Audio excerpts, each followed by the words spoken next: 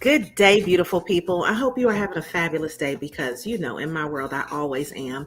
And so I wanted to welcome you out today. Today is another great edition of Give It to the People Live, which is our podcast that we do on a weekly basis from our company, Give It to the People. We are a mental wealth company that is focused on getting your mind right and your money right.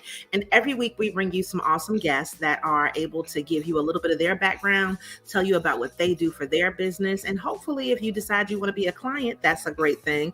But if their business does not work for you as far as a clientele, that doesn't mean that you can't share it with somebody else. And so we focus on women-owned and BIPOC businesses, and then also organizations that support that as well. So this week I have a lovely guest, and I am going to say, y'all know I'm partial to a good chocolate girl, right? Y'all know it. Y'all know it. Y'all know I love a good chocolate face. So I have a beautiful chocolate face woman that is coming to us from all the way out on the West Coast. All right. And I want to bring her on really quickly so that this way we can jump into this interview. All right. So Cindy, how are you today? Oh, hi, I'm good. And you? I am wonderful. All right. So Cindy is the CEO of Information Systems Builder. And I think the way that we kind of came across each other was because there was another interview and you sent me something. And I was like, of course, I would love to interview you. So if you can just give people a little bit of background about your company and, why did you start this tech company? Yeah, I have always been doing marketing and I live in San Francisco where, there is tech startups being built every day. Mhm. And I love to build. I love startups. I love tech. And so, yeah, I love marketing and tech. And I wanted to bring those two of my passions together. So, yeah, so I just said, okay, let me do a marketing solution company where I build a great software, great product in which I help tech startups. So that's where we help tech startups with their branding and marketing through easy implemented strategies by we built a software. Okay. And one thing about that, and I love it. So we have so many questions for you because I think sometimes when people say a Black woman in tech, they think, are you the person that's building everything? And I wanted people to know that there are so many different other avenues for you to be able to take. So what is it like being a Black woman that is in Silicon Valley and building this tech company from a marketing perspective? Because I think that that's interesting.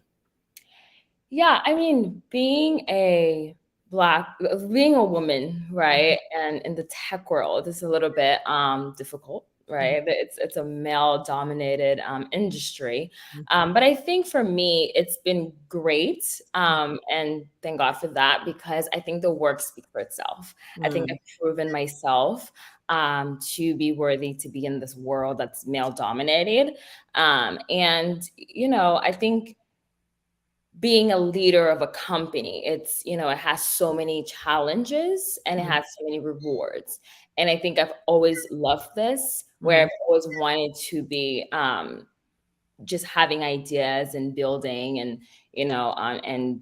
bringing it to the world. And so, with some of the companies that you've worked with, what are some of maybe the challenges that make them say, Cindy, I need to hire you? Because, I think a lot of times they're good at one thing, but the marketing is one thing where they're like, I'm not so sure. So, like when we're doing marketing, most of our companies are not necessarily tech companies. So, what might be some of those like nuances that are different for a tech company if they're saying, look, I want to hire you to do this because you're the expert? I think, I don't want to give myself flowers, but I was actually talking to somebody last time, and they were like, Cindy, I love, how to work with engineers, Uh huh. right?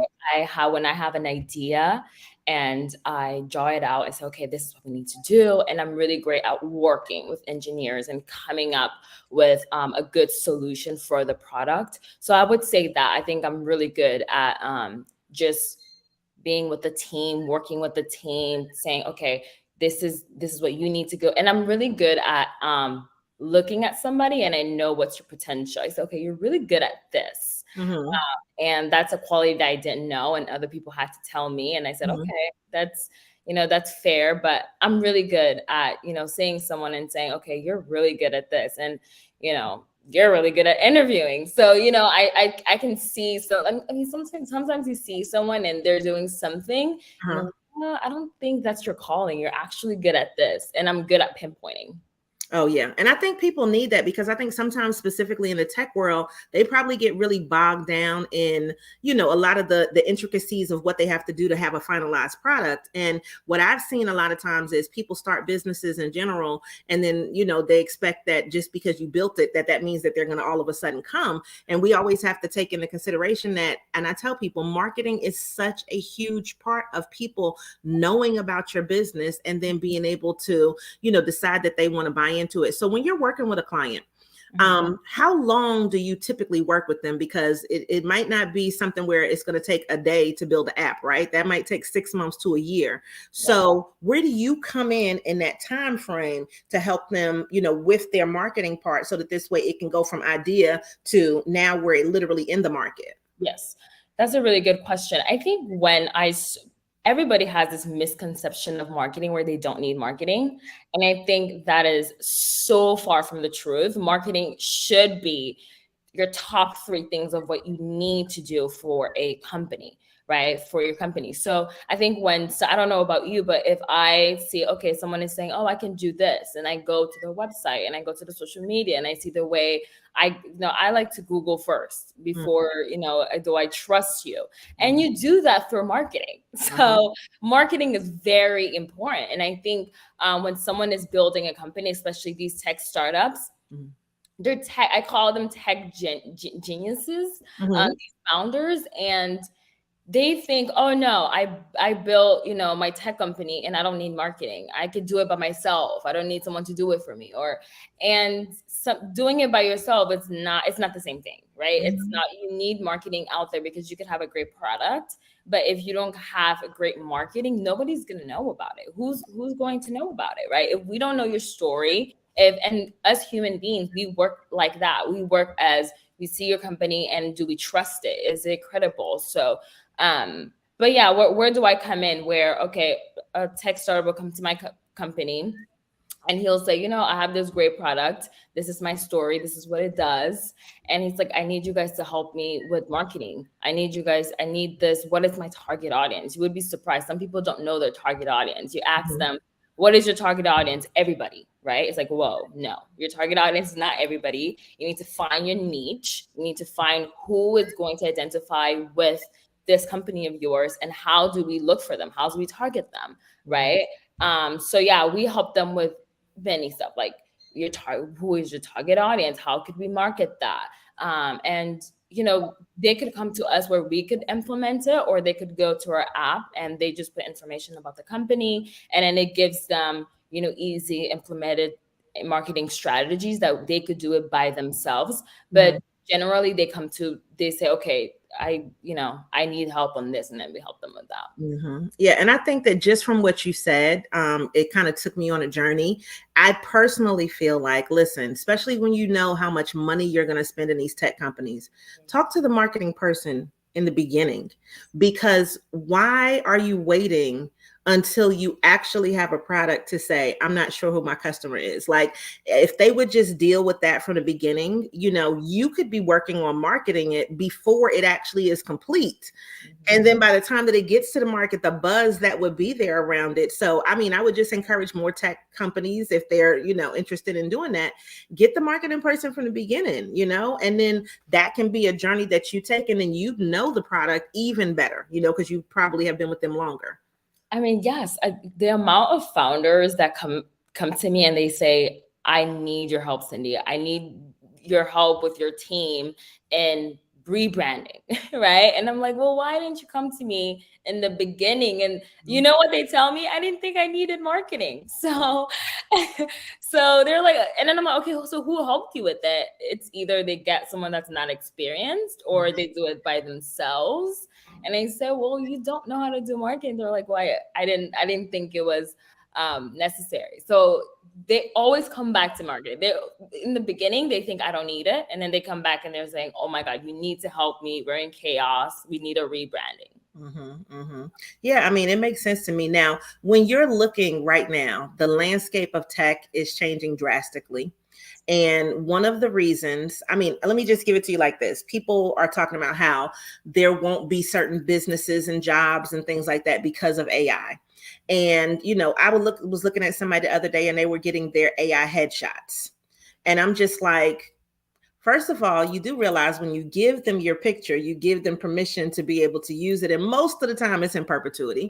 But the other part of that is like, I want my pictures to look like me, I want the marketing to sound like a real person, Right. and so all of those things. I mean, what do you think, as far as just the landscape, the way that AI is changing things, and maybe people not feeling like it's necessary now to still deal with the person that does the marketing, even though we know it's necessary? Yeah.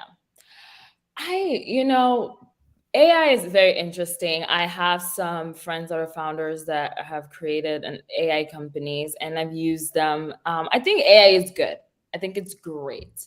Um, do I think AI is going to replace real human beings that have gone to school for years and know the market, and you're getting someone to really work on it in depth? I don't think so. Mhm. Maybe someone will come up with a great, startup that will do that. But I really think AI will be something that people use just to help them, like a human being. So let's say, for example, someone doesn't know how to build something, and then they go and Mhm. say, how do I build this, and then it gives you the steps on you have to do it. It's just easier than just going and googling it, right? And you have to look for it, look for sources, look for this. And I think AI will be one of those things where it would be like Google, where you put what you want and it gives you the results Mhm. very fast, right? It's like, I know someone that's like, oh yeah, I was talking to my little niece and I was saying, well, if you need help with your resume, let me know. And she was like, oh no, I got this and everything. And I was like, okay. And she used AI, Mhm. right? And I think I was like, okay, this is great that AI is helping you, but I think it's like, okay, AI is giving you these results on how to build a resume, but you need to know how to do it, right? So either way, you're going to have to do it again, because you're Mhm. going to have to know, okay, how did they come up with this? So I think, to answer your question, it's just AI. I think AI is a good thing, but I don't think it should replace jobs. Yeah.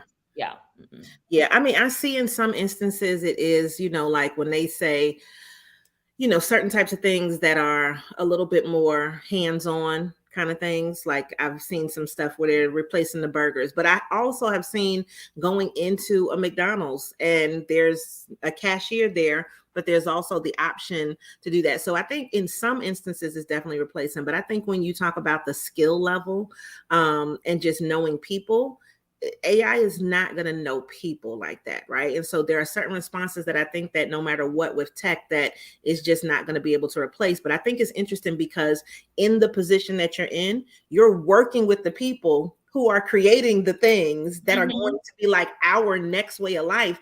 Yeah. And I'm going to be honest, I'm a little bit hooked a little bit, okay? Because me and Chat GPT. Yeah.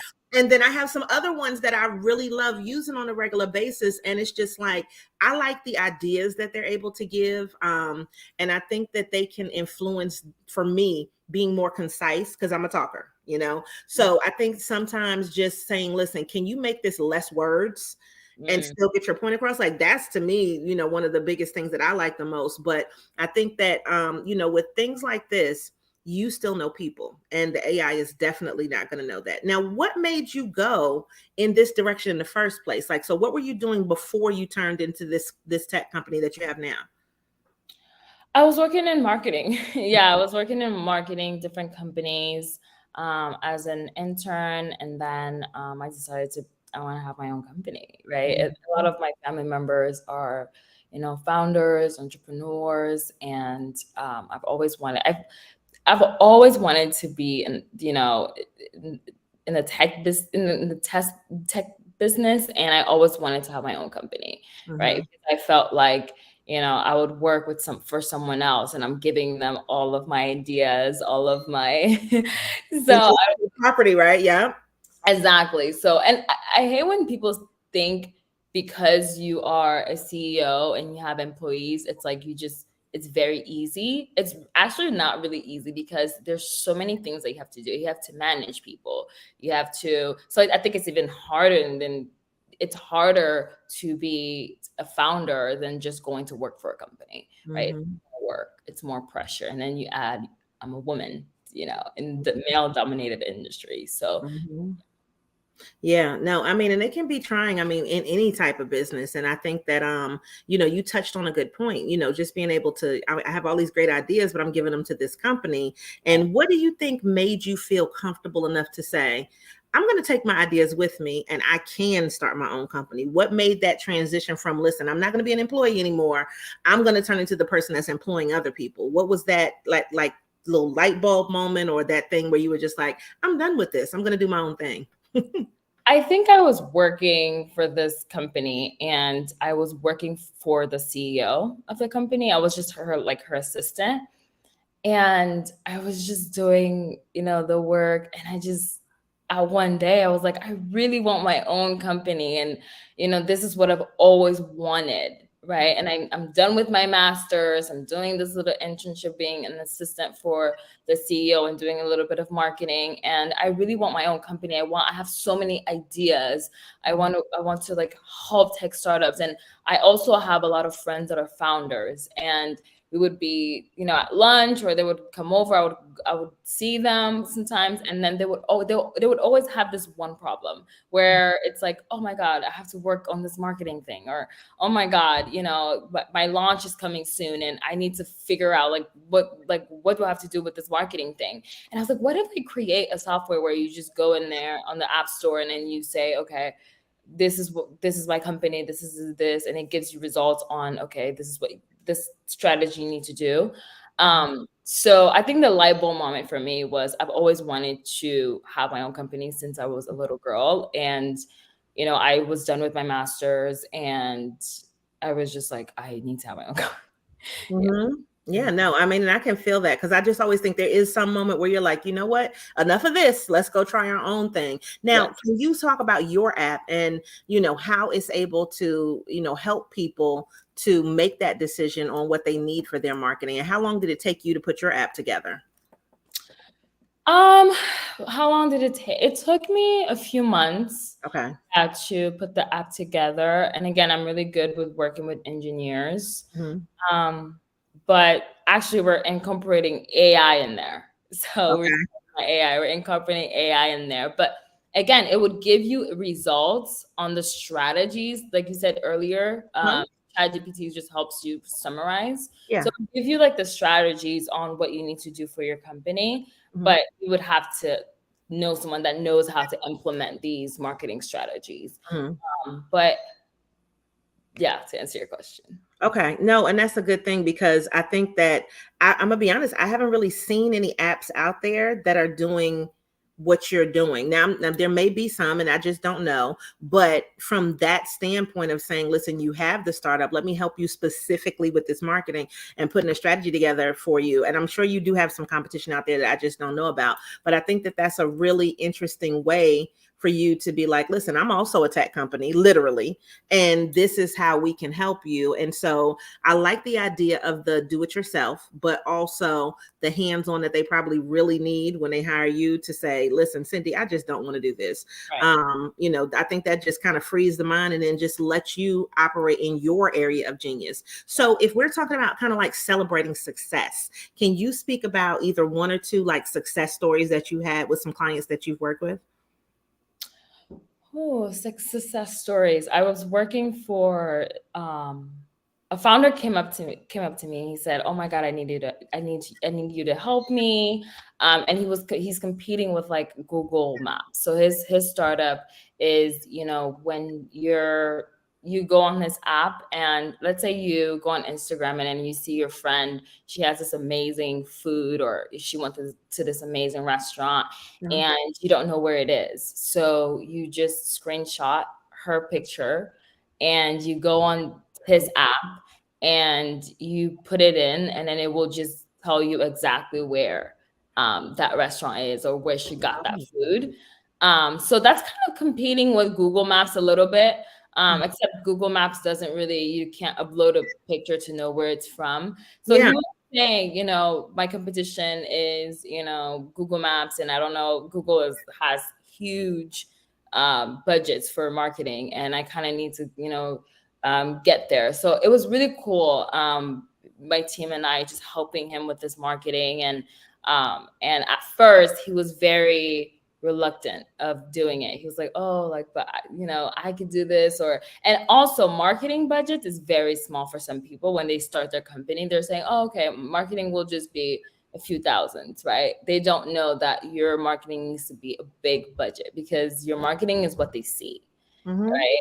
You could say, oh, I do this amazing thing, and then when they go to your website, they don't take it seriously. It's like, you know um and again, marketing is just not building websites, social media. That's also a misconception, where people think that branding and marketing is just social media. So I think a successful story for me would just be, just my team and I just helping him through that. And I think it's really cool that when someone comes to us and they think, oh no, marketing is just a small thing, and then they see the results and they see how marketing has affected their company in terms of sales, in terms of credibility, trust with their clients, and they're like, oh my God, like, why did I ever think I didn't need marketing? So Mm-hmm. Now, would you advise, if somebody, like, let's say they have a great idea, and they're already in business? Well, I mean, or I guess they don't have to be in business already. They just have an idea for something. Would you advise for a person to start an app? And I'm just more so thinking from the perspective of, there are a lot of things that are going to be really truly focused on being online. And, even if you have a brick and mortar business or a speaking business or something like that, do you think more people should kind of create apps? Because I'm kind of looking at things like, people are still doing Facebook groups. And I understand that, but it's like, I'm not personally even on Facebook that much in comparison to other things. So it seems like to me, some things may get it to a point where they're in a way outdated. And, do you think that more people should probably start an app? I really think so. Yeah, I really think so. I really think an app could, but again, it depends on your target audience, right? That's Mhm. why you need marketing, to find out what is what is your niche, what do they cater more to, Mhm. right? I don't know about you, but everybody, like, let's say for example Twitter, or let's say X, because Elon, he changed it. Yeah. Yeah. So let's say when you go to X, right? But let me say Twitter, because I don't know if your audience are still familiar with saying Some X. people are, some people aren't. But yeah, he's doing the most. So let's say when a lot of people prefer going to Twitter on the app than Okay. going on Safari, Mhm. or so I think an example would be Twitter. It's You need an app, because people love an app to go on Twitter. It's easier, It it's is. faster. So it just depends on your niche. Do they cater more to an app where they could just go and it's just easier for them, or do they have to go to Safari or have to have a laptop? So it really depends on who your clients are. Mhm. Now, have you had to advise people like, listen, this is not a good thing? Because I've had some things when I've had clients come to me, and it's kind of like, okay, I know you want to do this, but I'm going to tell you what's happening, and you might want to redirect some things. But have you had to tell some people like, no, we're not a good fit, or, your app is not up to par? You know what I'm saying? Like, or are you more like, listen, this is not good right now, but I could get you there? Like, so which one do you kind of fall into? It's definitely the second one, where your app right now is not great. But I love working with founders that are very open-minded, Hmm. right? When you're working with someone that's not open-minded, and I get it, as a founder myself, I am very sensitive about my baby that I created. And for somebody to critique, I'm like, you don't know what you're talking about. I know what. Hmm. But I think being very open-minded and saying, okay, I think we should change this and this, and then you're being very open-minded. But I remember and again, I'm really good at meeting somebody and saying, this is for you and this is not for you. Hmm. And which I don't have any, credibility, but that's just something that I think I have. And Hmm. I was talking to a founder, and he was the CEO of his company. Hmm. And in my head, I was like, I don't think he should be the CEO, because he's not someone he's more of the builder. He's more of the co-founder than the CEO, because I think when you're a CEO, there's specific things you need to have as a person, Hmm. right? You need to know how to talk. You need to be comfortable going somewhere and saying your idea so confident, so elegantly. Mm-hmm. Not that he didn't have these qualities, but he was a very shy person. He didn't really like to go to events. He didn't really like to be the one managing people. And I just told him, don't you think, do you think you should be like the co-founder and then look for a CEO that will do all of these things? Mm-hmm. Like, I never really thought about it. And he was like, okay. And then another one, people just get offended. Like, what do you mean? Like, I'm the one that built this and I know how to be the CEO. And, but I think being a CEO has special qualities that you really have to, have. Uh, Mm-hmm. but yeah. No, and I mean, I'm glad you're saying this, and I think that the way that you're relaying it is very easy for people to understand because we do get in our feelings a lot, especially when it's like you said, it's our baby. But we also get to the point where sometimes we're so strong in one thing that we think that that means you can do everything, and just having somebody else. And so, like, even with my business, prior to what we have now, we Give It to the People, my husband is the CEO, and I don't even know if everybody knows that. I mean, they should, but the biggest thing about that is he has qualities that I don't have, and it's not like I couldn't be the CEO, but I think that, and you know what, this is like the first time I'm reflecting on this, like just talking to you, but I Okay. think that it is actually kind of freed me a little bit because I get to do all of the creative curator stuff. Not to say that I'm not going to be in a CEO, because I've been that from my other company, since 2008, but I think having somebody else that takes on that responsibility and does some of those things that I don't like to do has really helped and grown our business in a short amount of time. Wow. And so I love the way that you put that, and maybe more people need to realize that you don't have to wear all the hats. Find Right. somebody else who can do that for you. Okay, yeah, that right there, revelation. I mean, And see, I don't know if you knew this before, but you just found out, right? I'm really good at creating stuff, right? And mhm, I'm good at being a CEO, but my purpose is really the creator. And then my husband is the one that's the CEO because and for you to say he has qualities that I don't have, not that I don't have it, but mhm. he's He's going to get it done immediately. exactly. Me, it's certain things where I'm like, I'll see you next week. But he is going to get it done immediately, and I think that immediacy is what you need. And we're opposites. I'm the one that talks all of the time, and he's not. But because he's not, he also is paying attention to things that I'm not paying attention to too, Mhm. which I think really helps. I'm the one who likes to go to those events and do that thing. So I can sell it, but he also is the person that's in the background making sure that things are flowing the way that they need to. And it makes sense. So I'm glad that you shared that, because I think more people probably needed to hear that. So now, if you have like a word of motivation for people, if they're thinking about going into tech, if they're thinking about hiring somebody for their marketing, anything along those lines, what would your word of motivation be? Word, a phrase, or something like that? I would say reach for the stars. Ooh. Have no limitations. I think as humans, we limit ourselves. I think dream big, right? Dream very big. And I know a lot of people say this. And, I used to be that person where you're looking at Oprah and the other, or Michelle Obama, and they're telling you, oh, dream big. And, never, and you're always like, okay, yeah, right. You're already established. I think dreaming big and having no limitation and saying to yourself, I'm good enough. I can do this. This is what I want to do is very important. And I would also tell people is identify what you want to be in life, right? I really want to be this, right? And then do strategies and organize your life in a way where it's in the path of where you want to go. Mm-hmm. So I would just say just be focused, know what you want in life, don't limit yourself, dream big, and don't let other people's words make you doubt yourself. Mm. So some people might say, I mean, I'm a young CEO, and some people were like, "Are you not too young? Maybe you should have 20 more experiences, go work for Google or something, and gain 20-year experience and stuff." And I'm like, no, So I think just being sure of yourself and what you want to do in life.